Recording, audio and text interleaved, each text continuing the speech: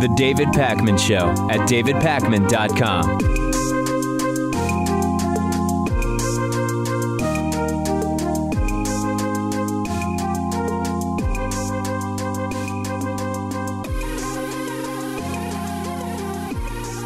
We learned yesterday that the FBI raided the house of Donald Trump's former campaign manager, Paul Manafort, ultimately campaign chairman, after he was replaced by Kellyanne Conway and who else was it? Who was the Corey Lewandowski? Yeah.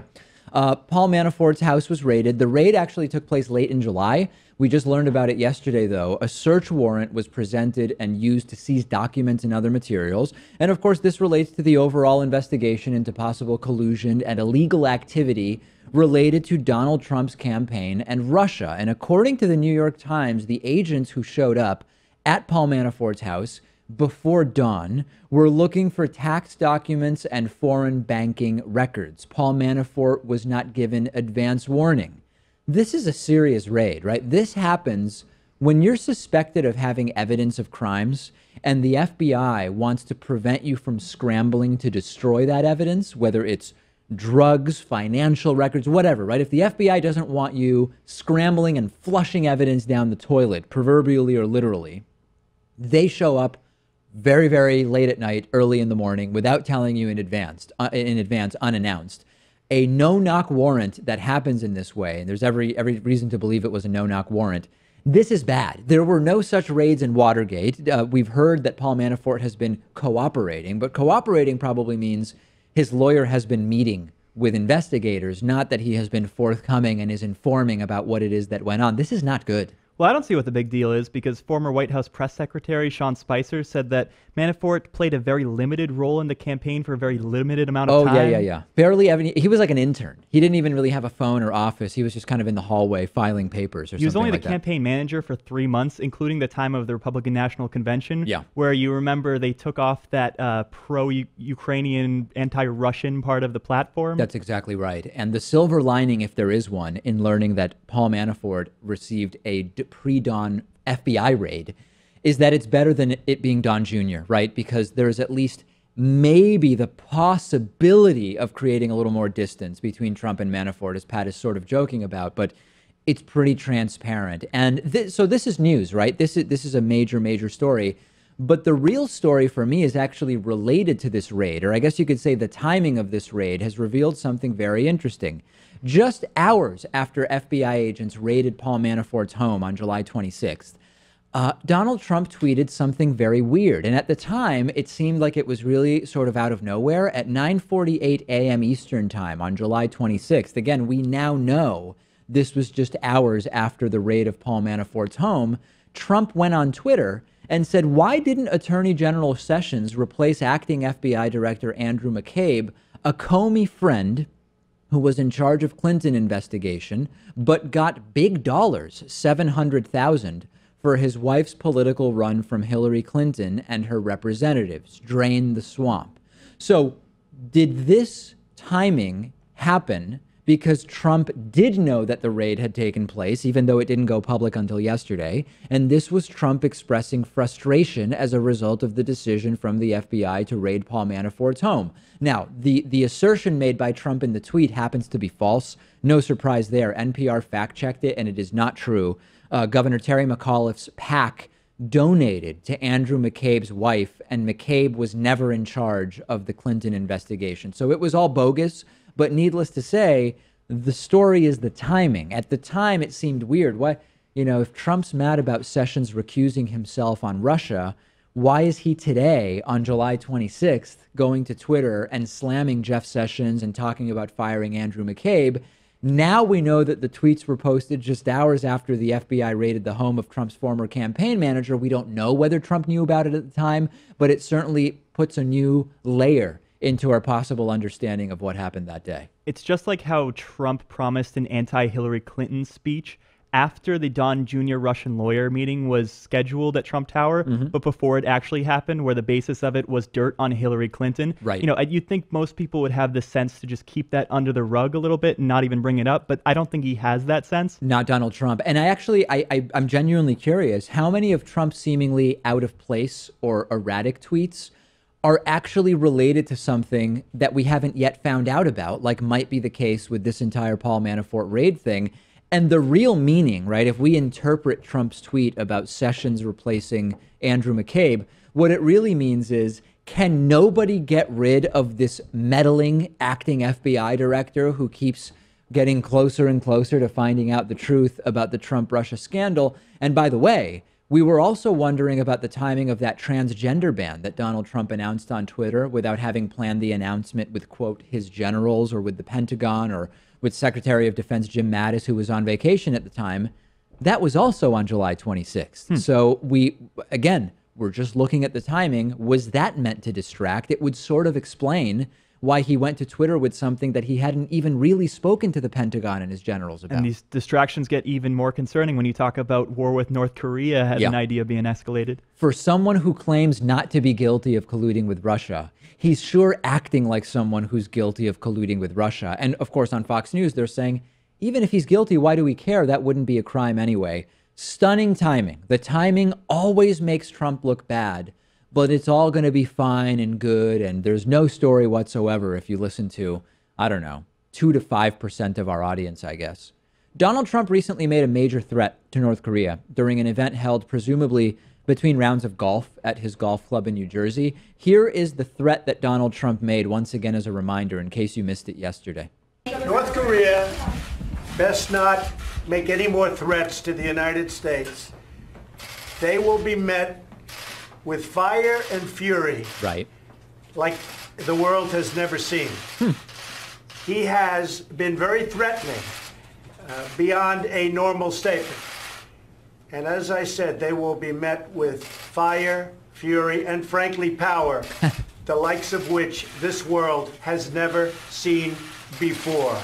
Thank you. Thank you. Thank you. So one question was, what kind of force would be unprecedented, since after all, we've dropped nuclear bombs on Japan twice? That was one question we had yesterday after learning about Donald Trump's statement.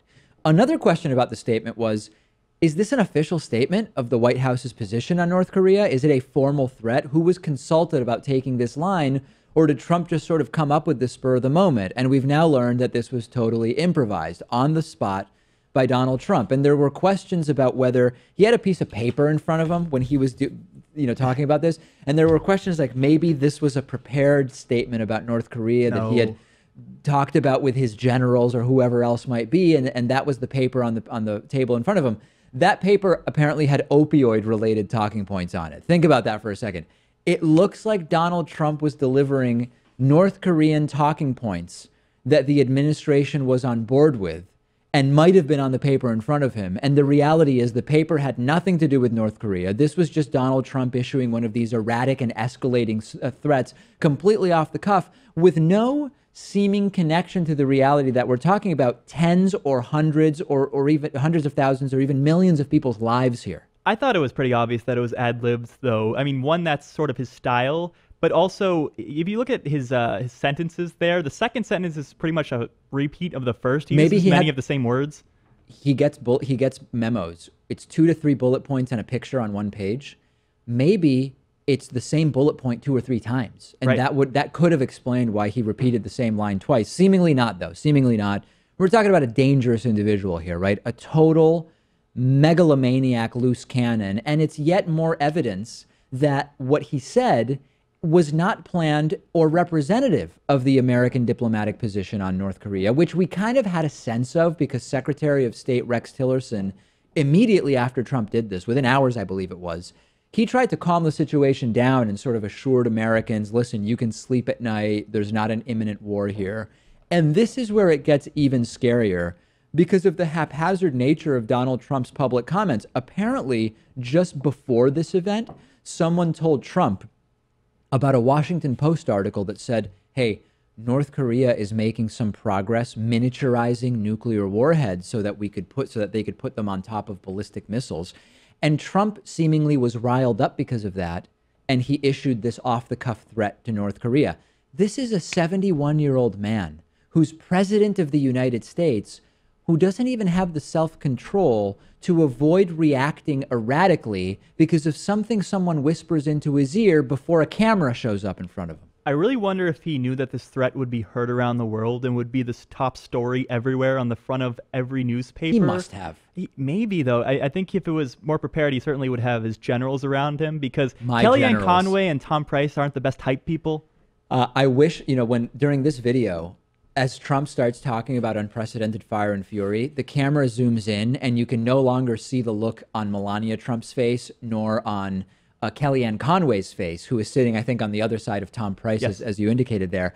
I would love to have seen the looks on their face, because more than likely they would have been completely unreactive. But that lack of reaction is what would have been fascinating to see in the video. They reminded me of like the subservient supporters in a rap battle, and he's the head honcho. And they're just sort of in the background there to sort of be hype there it for up. emotional support and hype it up.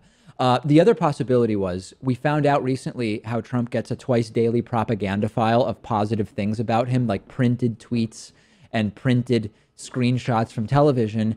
Maybe he needed some new images of himself on TV, quote, appearing strong for his own propaganda briefing. And thus he thought, hey, here's an idea. I'll threaten North Korea next time they put a camera in front of me. The biggest concern for me is that you've got two erratic megalomaniacs in Trump and Kim Jong-Un, and you've got a president who is almost exclusively concerned with rescuing his failing administration that has accomplished nothing. And this escalation with North Korea is exactly what he might see as accomplishing that goal. Send me your thoughts. I'm on Twitter at @DPakman. We'll take a break and be back after this. The David Pakman Show at davidpakman.com.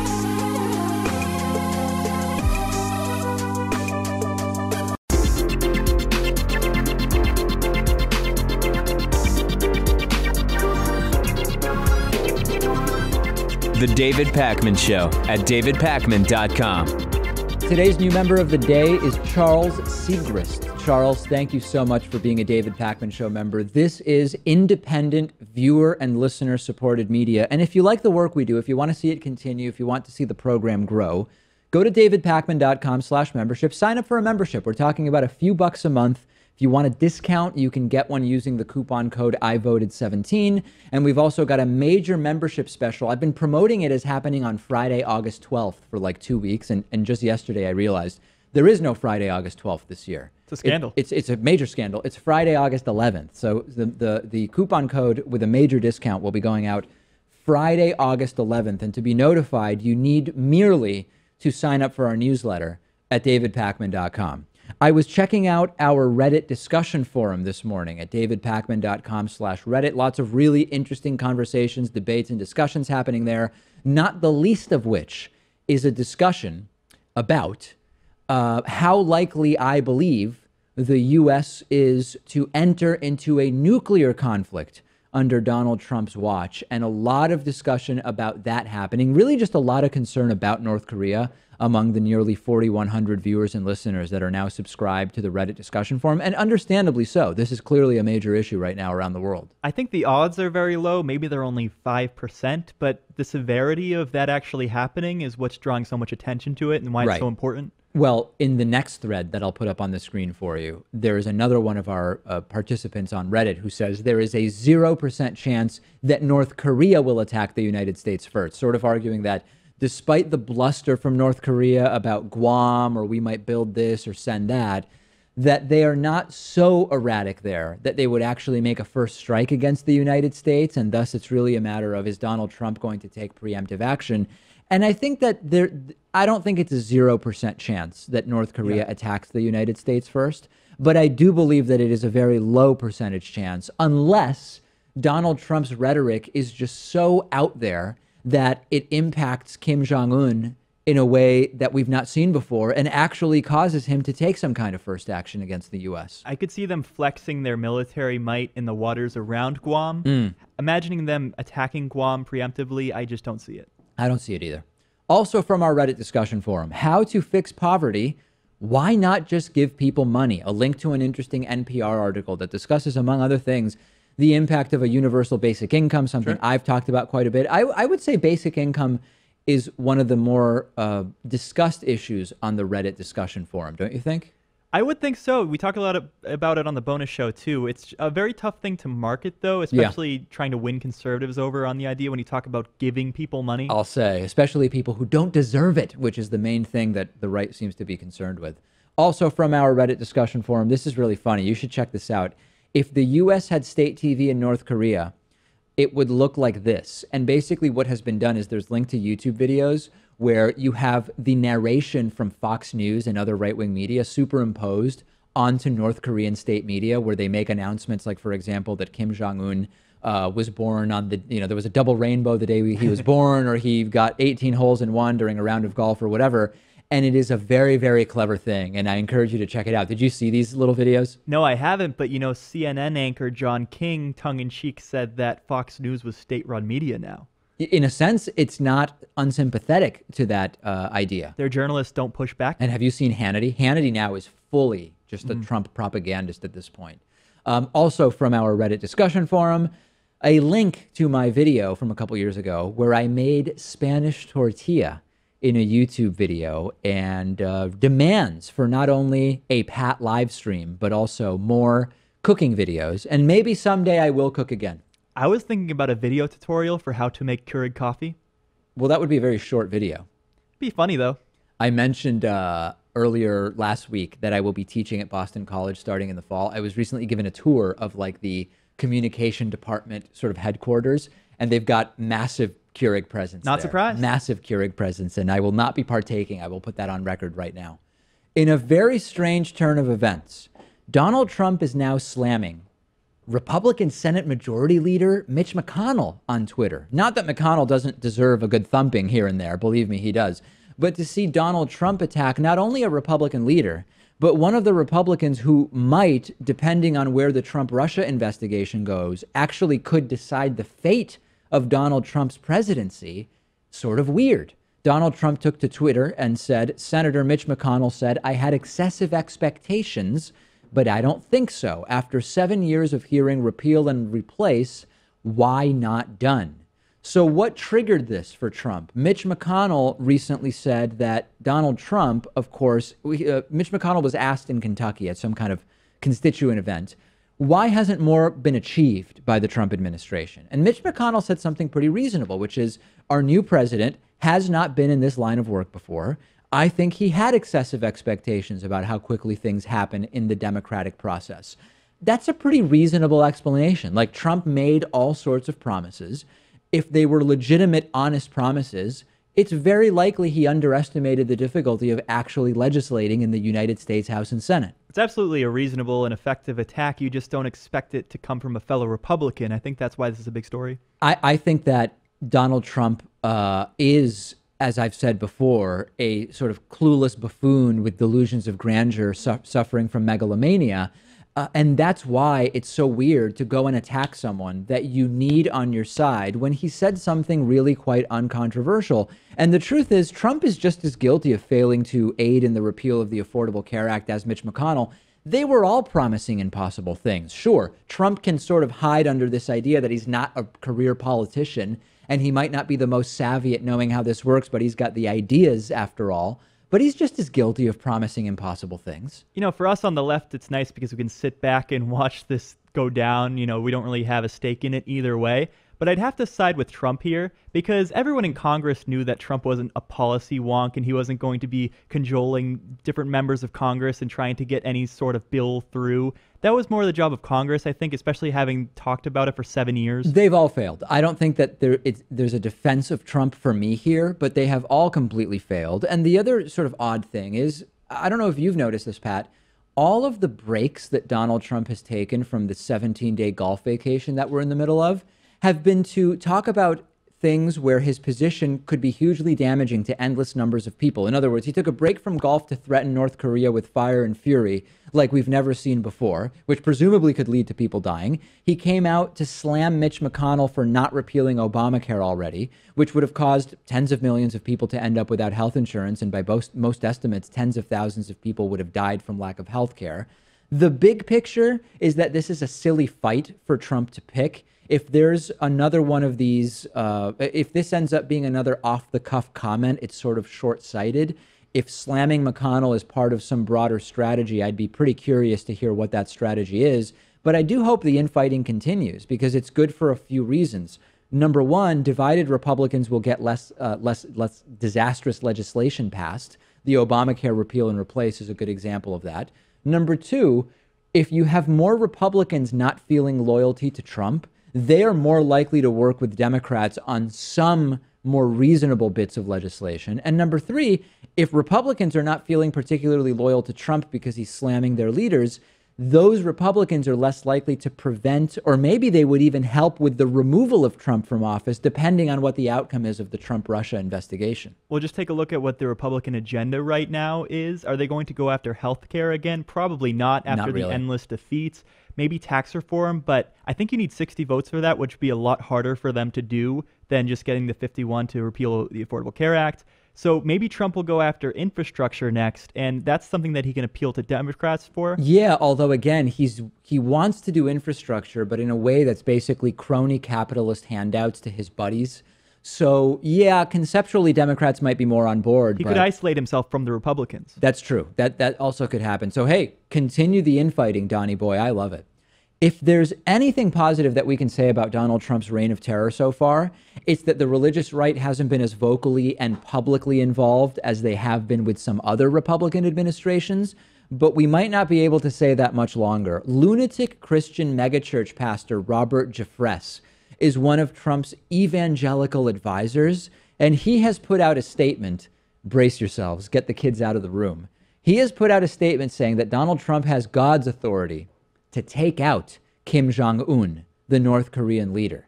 He put out a statement just a couple days ago where he said, quote, "When it comes to how we should deal with evildoers, the Bible in the book of Romans is very clear.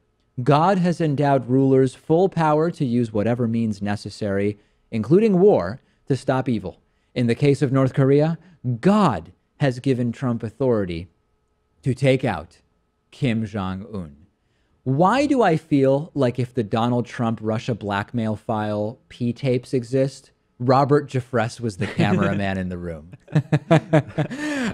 This guy's a real piece of work, right? Truly bottom of the barrel. And in case you were wondering, not only does God approve of Trump taking out Kim Jong-un, Voldemort and Gandalf have also cleared Trump to go after him. It's also crazy to me to think about why these people do this, why these pastors make these ridiculous claims. Because if they turn out to be wrong, does that mean that God is fallible or that he's not all-powerful? Or does it mean that their credibility is just ruined and they don't actually have a direct connection to him? These are totally unfalsifiable statements. Like, how could it be wrong that God has cleared Trump to go after Kim Jong-un?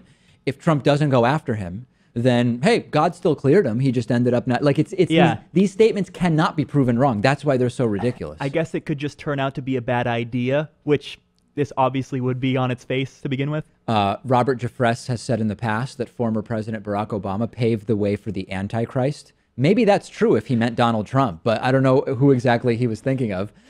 Where do I agree with Robert Jeffress? He did call Mormonism a cult when Mitt Romney was running in 2012 during the Republican primary. So I do agree with Robert Jeffress at least about one thing. Even if you consider geopolitics based on religious texts valid, I caution you that a huge portion of evangelicals want total cataclysm and destruction because they're waiting around for the rapture or the apocalypse or whatever you call it. Yeah. They believe that when it all gets broken down, they will end up in heaven and all the sinners won't, or whoever the bad people are, Jews, well, I don't even know. So violence and death isn't a deterrent to them. And that's why it's so dangerous to pay attention to what these sort of apocalyptic evangelical Christians want. Especially when they have a role in the White House now and they talk about climate change. What do they even care if the rapture is going to come in the next 20 years? Yeah, it's going to be great for them. This is where they will live their life out in eternity somewhere. I don't even really know. By the way, why is being an evangelical pastor a credential to be taken seriously on foreign policy matters? Everyone should know you can only take Southern Baptists seriously on foreign policy. That's the only group when it comes to religious texts that I listen to. I am kidding about that because no matter what I say. You could have picked Jews, you could have picked I could have Muslims, picked anything. Catholics, doesn't matter. Could have right? been any group. Yeah, it just seems funnier to say Southern Baptist. It's like a really specific group of Christians. Let's take a break. People discussing this with us on our Reddit discussion forum, davidpakman.com/Reddit. Back after this. The David Pakman Show at davidpakman.com.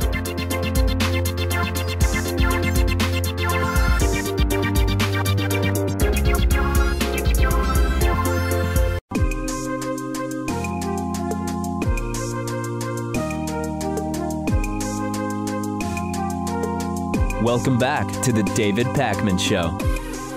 We're continuing our conversation today with Charles Derber, who's a public sociologist and also author of the book Welcome to the Revolution, Universalizing Resistance for Social Justice and Democracy in Perilous Times. I'd love to talk a little bit to sort of continue the conversation that we paused in part one about where you see the actual next steps for the Democratic Party. And you alluded to this a little bit at the end of part one of the interview, this idea of the progressive movement working within the Democratic Party. And this is actually something of quite a bit of both controversy and significance, because we've seen a very centrist Democratic Party, what I call corporate Democrats, now make up a pretty significant portion of the Democratic Party. And yet, on most issues, we've seen the United States move to the left, whether it's abortion or healthcare or LGBT rights or whatever the case may be. So what do you see as the most effective way for progressives to have their political desires heard and, most importantly, made policy, if that is possible? Well, this is a really critical and very contentious issue, David, on the left. And I'm not arguing that the left, I think the left needs to be in a constant dance with the Democratic Party. It can't put all its eggs in the party, but it can't, as it has often, and as many people argue, it can't ignore the Democratic Party. In the three historical periods where we've seen universalizing parties, politics on the progressive side, which have really made a difference, the Gilded Age, the populist parties, the New Deal, and in the 60s, there was this dance. I mean, in other words, the movements have penetrated the party.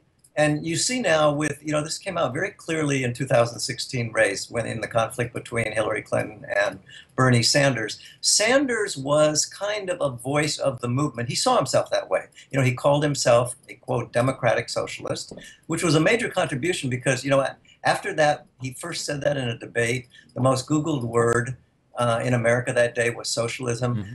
We need a conversation about capitalism and socialism that's not being heard in the mainstream or in the mainstream parties. It's almost traitorous in the mainstream discourse to talk about something wrong with capitalism as a system or something good about democratic socialism. Sanders began to pull the Democratic Party and the whole country in a different direction. This is critically important. We need this conversation. And the movements they're always going to be pushing from the outside to get the party to move more in that direction. But the party will never be enough. But to abandon it is to abandon your ability to ever really get the kind of policy and the kind of transformative change that the movements are looking for. So I think Sanders is a really good example. After 2016, as you know, there is a legacy of Sanders supporters, which is the organization, Our Revolution. It's got their chapters all over the country working on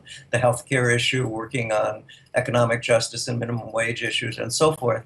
And, there's a struggle going on in the Democratic Party today, which has largely been obscured because there's so much focus on the polarization that Trump has created in the Republican Party. But that was productive in moving the Republican Party along during the campaign, and it's very important for the Democrats now. And so I think that the movements have to play a very strategic game in which and this is happening now, where they're running for local office in towns from Seattle to Brooklyn. I mean, all over the country, you're seeing these really movement-based progressive people penetrating into the Democratic Party, running for office, and so forth. But at the same time, they're what movements always have to be. They're in communities, they're operating globally, online, offline, in the streets, for much more progressive, transformative politics in the Democratic Party, maybe even Bernie Sanders, is prepared to do at this point. So my argument is that you really strongly need to see a kind of universalizing dance between the movements on the streets and the political parties. I want to give you one clear example of this in the United Front idea. In Germany, when fascism came into power, you had a lot of Weimar Germany, which was Germany, the German Republic in the 20s. It had very strong gay, feminist, experimental cultural movements that we would call identity politics today. And it had some fairly strong liberal and left politics, the Social Democratic Party that was running Germany and Weimar for a while, and the kind of insane Communist Party that was very under the influence of Stalin. Well, Hitler came into power because the movements remained separate from the Social Democratic and Socialist parties and remained fragmented from each other. And so you didn't get the united front, whereas the far right, which Hitler was one of many far-right people, began to coordinate with the German aristocracy at the time and create a united front with corporate and aristocratic German elites who had run Germany, before the Weimar Republic. And so it's just, we're in a period that a lot of people recognize is authoritarian, potentially moving in a kind of neo-fascist direction. And that's where these universalizing united resistance forces are very, very important. And they failed in Germany. And I'm very, I've written a lot about fascism and Germany. And so I'm very conscious of this. And this idea of universalizing is partly related to that concern, that unless we have these universalizing movements that bring together both the movements and the political parties and bring the movements together and bring, just coordinate, because, at the heart of this is the recognition that global capitalism is what academics used to like to call an intersectional system. That is, it reflects a system of, dominant power hierarchies, which are interconnected. Race and capitalism are not the same thing. You can have racism in other economic systems, and can capitalism potentially without racism, though it's hard to imagine in America. But they're really intertwined like DNA strands. So Absolutely. If you're going to change this system, you need to recognize, and black feminists, a whole bunch of them, but people who lead Black Lives Matter now and so forth, call themselves socialists. You're seeing in a lot of these movements, in the environmental movement, you're seeing Bill McKibben, who was very insular and siloed when he started a lot of his work on 350.org and the environmental movement, has moved much more to understanding the connection. I wrote a book called Greed to Green earlier, and he blurbed that book because he was beginning to recognize that you couldn't deal with climate change unless you deal with capitalism. The same and is Charles, true of I'm curious, and we have so much to get to, and we actually are starting to sort of run out of time even in the second part. And I had a dozen or so questions. We got a really good answer to one, but there's a couple other things I do want to touch on. You're sort of talking about the sort of positioning of what the left should have in American politics. And I've been pretty critical of Democrats who have run basically on being Republican light in many ways. Can you address that a little bit, and whether it's time to really just be definitively left? Absolutely. I mean, this started with the Clinton years when the Reagan people came in, they changed, they tried to undermine. Remember, for the 50 years prior to Reagan, 1980, you had a New Deal, I call it regime, a New Deal American politics, which operated under the system of really an effort to move capitalism as far as possible toward European style, Scandinavian style, justice for workers, and bringing together all kinds of social justice issues that Eleanor Roosevelt, human rights, universalizing human rights, and so forth. Reagan knocked that out, and then the Clintons came along and explicitly said, the Democratic Party is no longer a party of the New Deal. We're not for big government, we're not for social welfare, and so forth. And they did these very incremental changes and moved heavily toward an identity kind of politics, which was stripped of its class sensibilities and awarenesses. This has gone on, and Obama, ironically, in some way maintained this. I think he felt he's a cautious politician. He symbolized, hope and change, but he really continued the Clinton strategy of kind of moving away from this economic justice, system shaking kind of politics toward a more, I call it Bush and Bush light, are the two parties. We don't have a Labor Party. We don't have a real progressive party in the United States like there are in Europe. So I feel, yes, to your question, this is a period, and that's why Sanders and people like Elizabeth Warren, my senator, and so forth, are so important, because they represent a new energy within the progressive wing of the Democratic Party. A lot of them are the Black Caucus, the Progressive Caucus in the party, Indivisible. There's a whole set of new grassroots, younger, millennial people who are going to push the Democratic Party to the left. And this is the moment. And you mentioned, David, the public opinion supports this. Among millennials, more millennials say they are positive toward the idea of democratic socialism. I think they're thinking about Sanders sort of style, and they're negative about capitalism. So if you look at public opinion polls, which I've put into the book just to punctuate this point, there is enormous public support for these progressive positions. The Democrats can win by highlighting these issues, whether they're having to do with medical care for all, or Social Security, things which the Republicans are going to be going after, or whether it's unions, minimum wage, the role of money in politics, Citizens United. The public opinion is there for the Democratic Party to really move to the left. But the Democratic Party, since Clinton, has been funded by Wall Street and the big Democratic funders who play an enormous role in where mainstream parties go, have been retarding that, and they found candidates in the Clintons and even in Obama who were sort of reconciled themselves to these traditional limits of the Democrats since Clinton.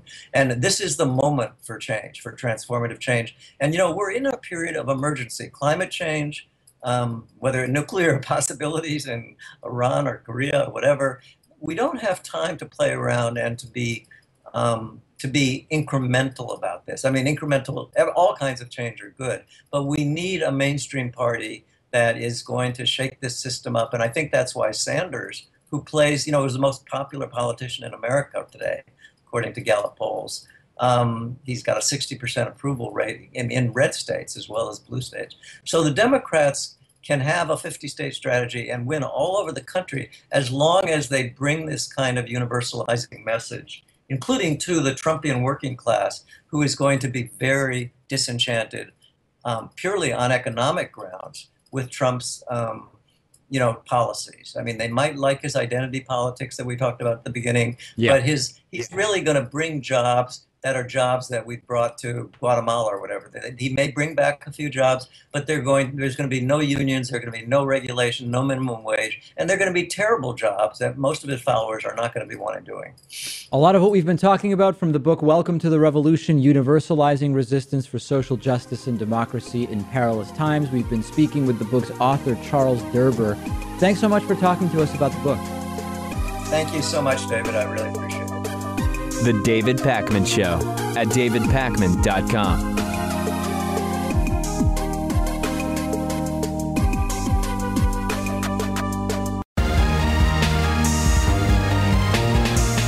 The David Pakman Show at davidpakman.com.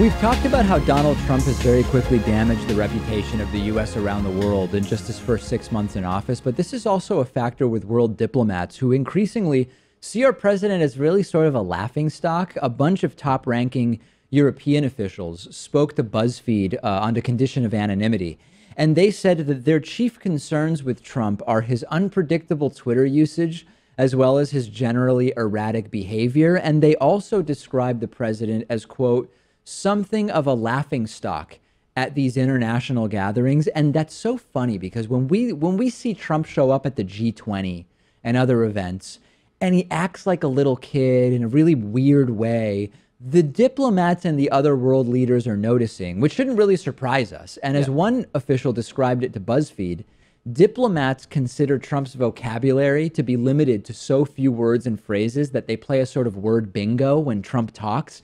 Everything is great, very, very great, tremendous, whatever. Can you imagine? Trump goes up there and he says, It's going to be huge. It's going to be big league tremendous. This I promise you. And then Angela Merkel from the back of the room stands up and yells, bingo.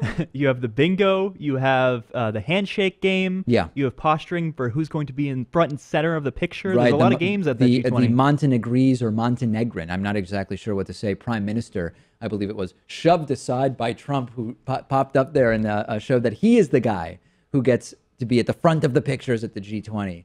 The president's an international joke, and this matches polling of Europeans. 79% of European citizens have no confidence in Trump, according to a recent Pew Research study. And it seems European diplomats are sort of in line with that exact same sentiment. One official added in speaking to BuzzFeed, he won't even want to listen to the argument or have a debate. He is obsessed with Obama. Pretty astute diplomats over in Europe, huh? They've picked up on Trump's vocabulary. They've picked up on the fact that Trump just seems fixated on criticizing Barack Obama and slamming the things that Obama did and how he's better than Obama. But the saddest part about all of this when I read about it is that the Trumpists don't care about this. They'll hear about this and they'll say, good. I know I will get emails from the handful of totally out there Trumpists who email me pretty regularly. They'll say, David, good for Donald Trump.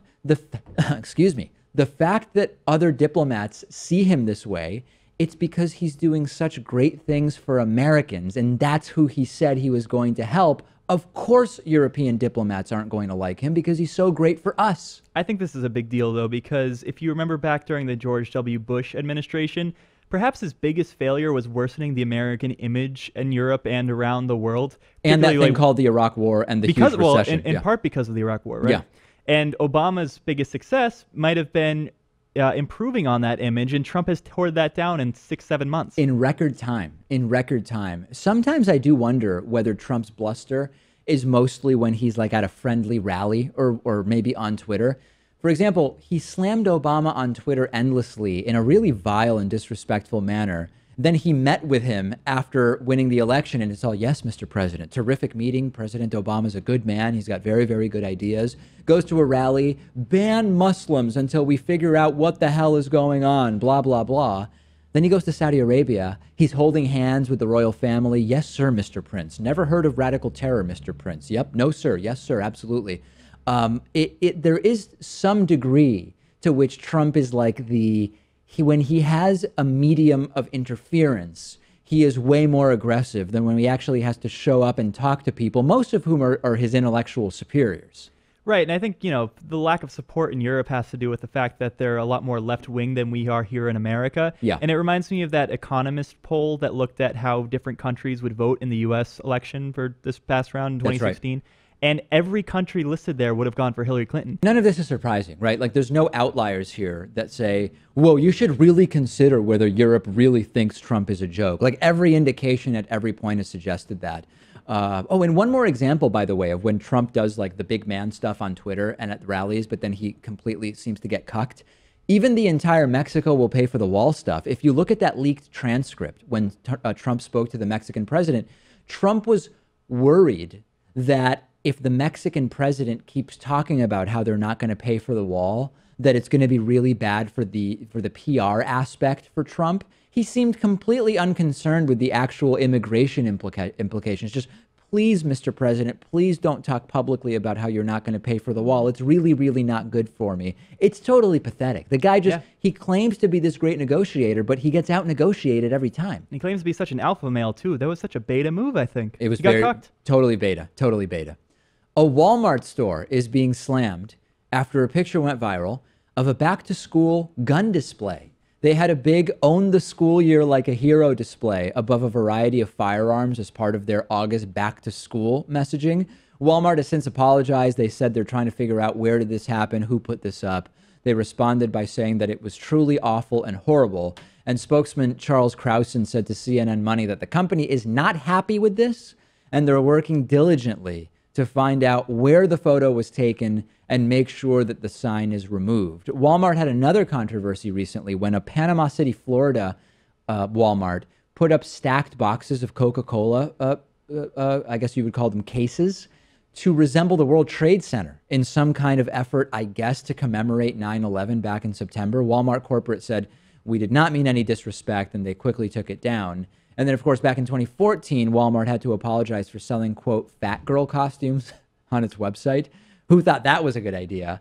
And they've also had a bunch of Nazi and racist memorabilia and posters sold on their websites before, but they've said those were third-party products, sort of like you can find products on Amazon that aren't sold by Amazon, same sort of idea with Walmart's website, but it still doesn't look particularly good.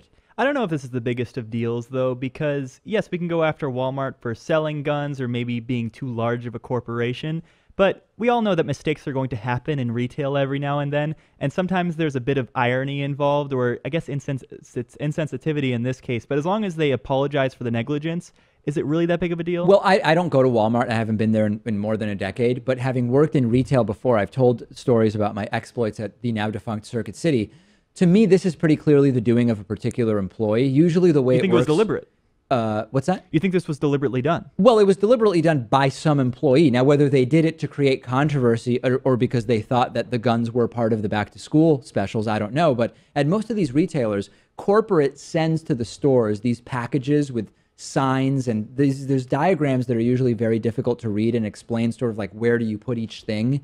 And management gets them. They usually just give them to somebody who's making who knows how many few dollars per hour. And they say, yeah, put this display together. So I think it's pretty clear that this is no corporate policy of Walmart to market guns as back to school. It's either a joke from an individual employee or just a mistake from an innocent employee. If it's a mistake, that's one thing. I don't think it's that big of a deal. If there was some intent behind it and that employee went rogue and thought this would be funny, that's a whole nother deal, I think. Would be hard to prove intent for sure. You know who's furious, though, about this this apology?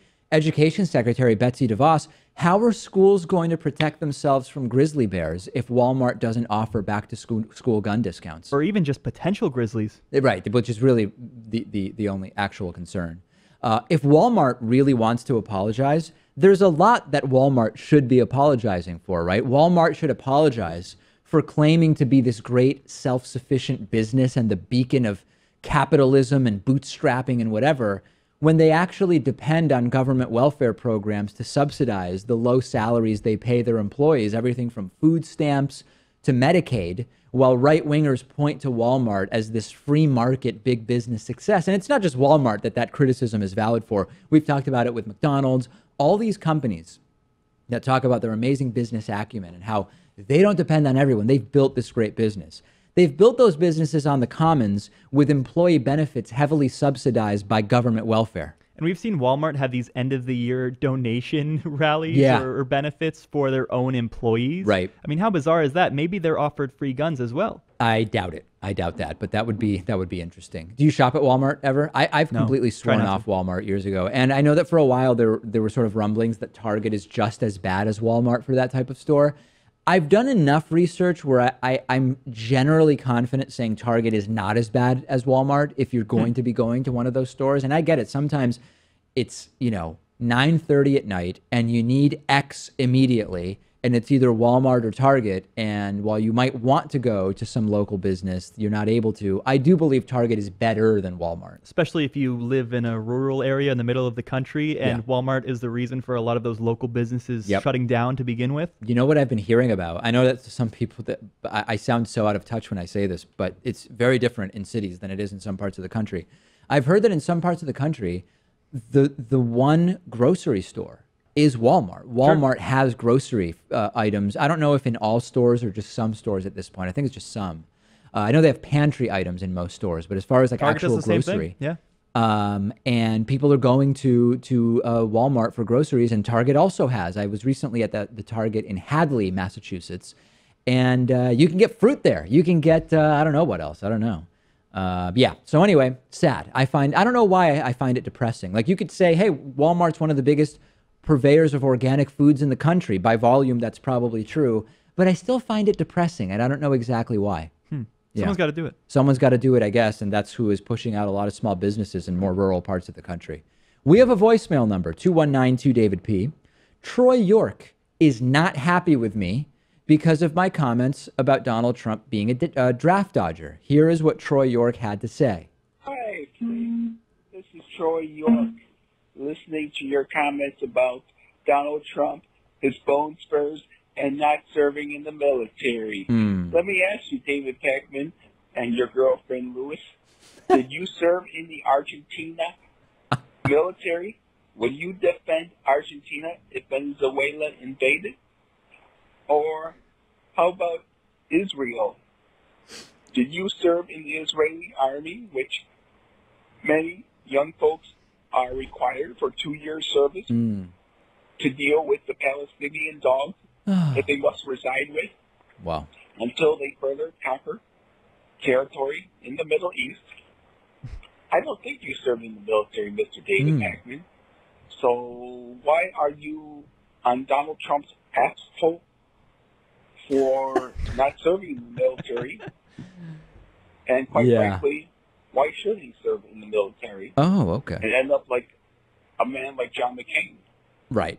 Well, a lot of offensive stuff in this voicemail, but number one, no, I didn't serve in the Argentinian army because I was 5 when I left Argentina, and usually you don't put 5-year-olds in the army. Most countries don't. I don't know how they do it in every country, but most countries don't have 5-year-olds in the army. And I didn't serve in the Israeli army because I was never a resident or citizen of Israel. And Troy York seems fixated on me either going back to Argentina or Israel, a country I didn't live there to begin with. And now did I serve in the militaries of these countries? Why would I? It doesn't make any sense. Well, it was Trump criticizing Blumenthal's military history when he himself dodged the draft and didn't serve. Right. What does it have to do with me? Pointing out that hypocrisy is irrelevant. Very weird, but always great to hear from Troy York or Cecil Brewster or Luis Jimenez or whatever his Latino persona is that he's come up with over the years. We've got a great bonus show for you today. Don't miss it. davidpakman.com/membership. It's tremendous. You will love it. That, folks, I can guarantee.